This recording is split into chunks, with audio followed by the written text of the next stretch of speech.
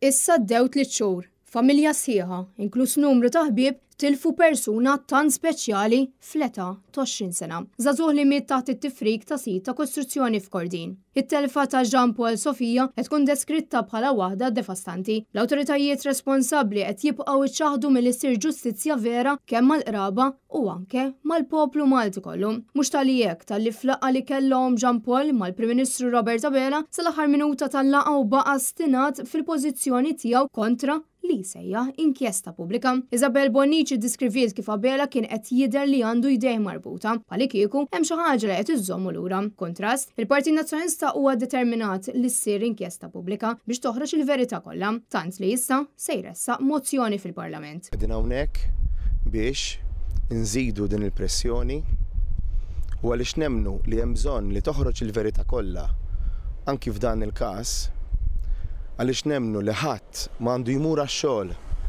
u jmut mingħajr ma nsiru nafu l-verità kollha ħalli dan ma jerġax isir,